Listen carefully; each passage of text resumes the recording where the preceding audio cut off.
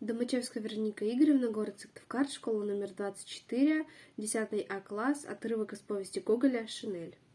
And so, in a certain department there served a certain clerk, a not very remarkable clerk, one might say, short, somewhat pockmarked, somewhat red-haired, even with a somewhat near-sighted look, sightly, bald in front, with wrinkles on both cheeks, and a complexion that is known as hemorrhagical.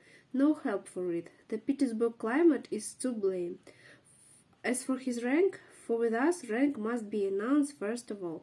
He was what is called an eternal titular concealer, at whom as is known, all sorts of writers have abundantly sneered and jeered, having the price-worthy custom of exerting themselves against those who can't bite.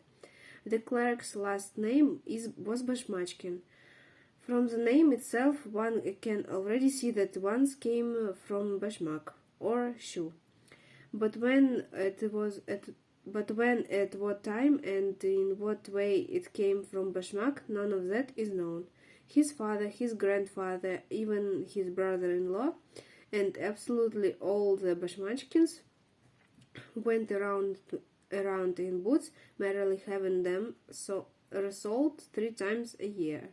His name was Akaki Akakievich.